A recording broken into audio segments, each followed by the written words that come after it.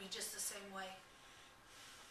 If we think about that as you look around, if someone here today was a victim of a hate crime and never came back to church, I know this church would rally. I know we'd hurt together. And I know that we would know that that person held a sacred space within our group that had value.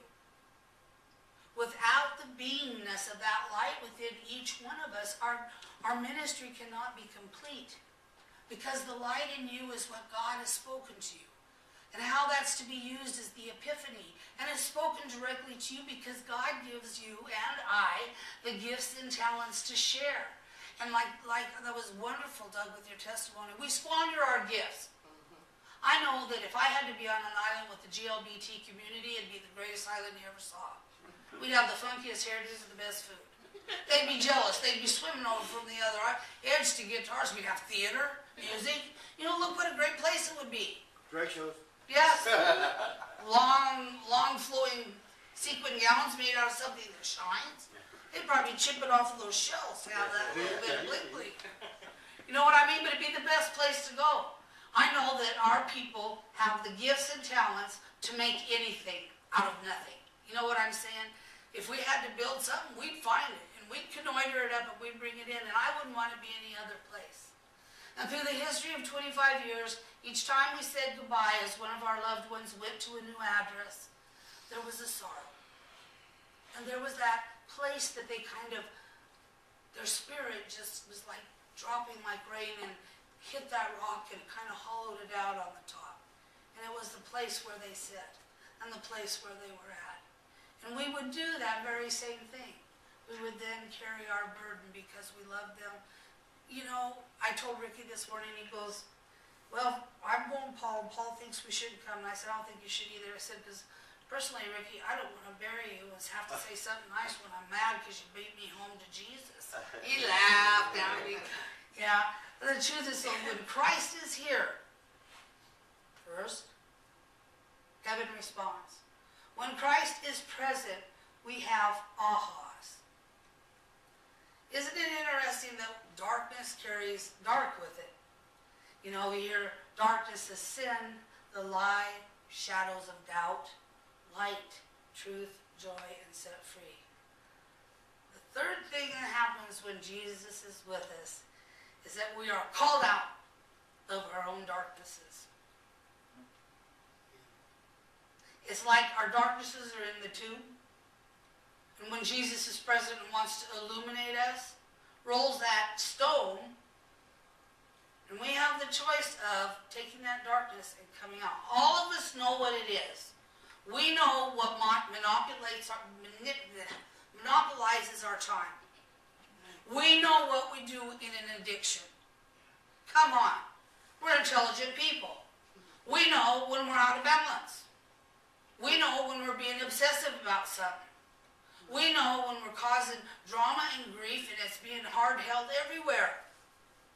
We know it.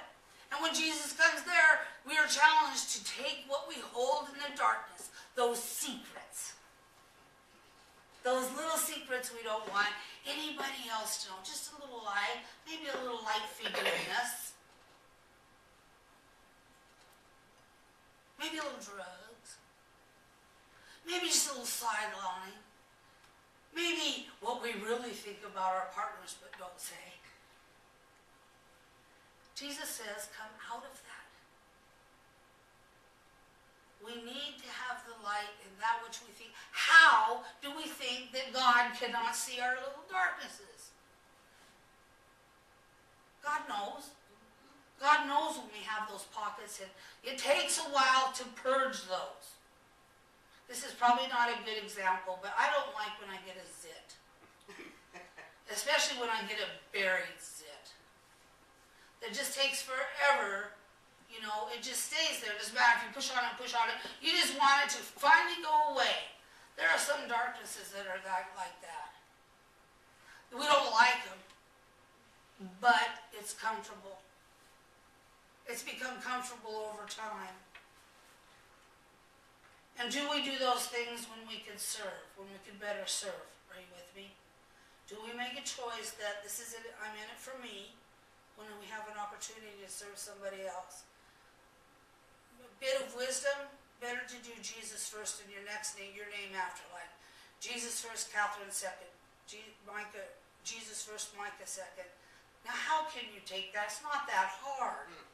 2 words. And put your name in there on a daily basis. And ask yourself, is this a place where I can serve or where I'm taking it to myself? Now, I'm not talking you all get out of balance martyrs. That's the last thing we need. I want you to know the size of your plate and exactly how much can go on that plate. Because we have some people that just keep scooting it over, till they got the whole, it's like going over to the Golden Corral. They got a little bit of everything on their plate. Have you ever seen those? Yeah. Oh my goodness. Even some of our own boys could pile them up that high. And I thought, we're no good to anybody when we can't manage our time. Why? Because we get worn out, and we get worn out, what do we get? Whiny, negative, gives us something to complain about. It's hard when you finally go, okay, I'm 56 years old, I cannot do what I did when I was 20. So sometimes when I have projects, I have to quit in that project. And not go like I used to. And then here's the uncomfortable edge. If you're a doer and you're busy taking care of everybody else, when you get a little spot in your plate, it about drives you nuts. There's like this secret demon over here going, I'm going to get you another really high maintenance person, because you like high maintenance persons, because they take from you. You want to be a giver. That's not managed. You know, I want to encourage you to be strong people, affirmative people, but not be doormats. Because a doormat's no good. Because what happens is none of us can pump you up enough or be up enough if we get in a mess to get you through that, to get us through. It's up to us to say, here's the plate, I'm 56, this is my time. And if I'm running all the time, one of the things I start compromising is my time for meditation. I'm so tired I just want to go to bed. You know what I mean? Or I have to wake up fast because I was so tired I overslept. Or I'm a processor. When I work with anybody, I'm like this sponge, and I have to go home and kind of process that out of me. You know, it's because it gives me an extra time to go over the material, because a lot of times when I'm working with somebody, I don't know what's going to happen. I don't know what the request is going to be. And sometimes when that's done, I need to give that some more prayer and some more time and some more thought, because I want to know if I said any counsel, did I give it the best, so that I can get a hold of them right away and take care of that. And if I do not give myself time to go back through the situation and reevaluate it, then if I open my mouth, I'm usually in trouble. I have found out that if your voice changes enough and people go, huh, and I push, they think I'm mad. I don't know how to push, not, So, when Christ is present, heaven responds. When Christ is present, their darkness is turned into day. When Christ is present, we find abundant joy. I called Pastor Ricky last night. He called twice, and then I went to call him back, and he goes, I don't know if we're going to make it. And I said, dang it. I said, I think I found a song that you might have.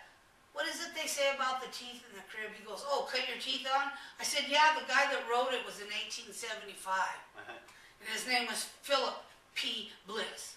And if anybody would know this song, it would be Ricky, because he likes those golden oldies. So we talked about the simplicity of the older songs when they're done. You can actually find this in a MP3 file where there's no music with it at all. It's all done in 4-part harmony. And it was called The Light of the World is Jesus. And Doug's so good. Because I can come in and it's 10:21 and I said, you suppose you can find a song? I never expect him, if he doesn't want to do it or if he doesn't think he can do it, he just gets in there and types and puts it in. And it was a wonderful song. And so he's got it ready to go right here in the sermon interlude. We're going to have that, and then we're going to give a little break there. It's an amazing song. Easy melody about the light.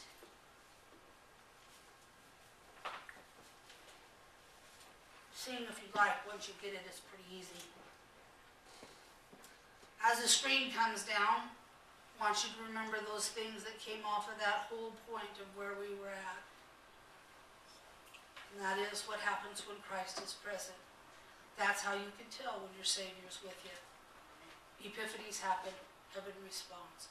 You feel joy, and darkness tries to flee from your life.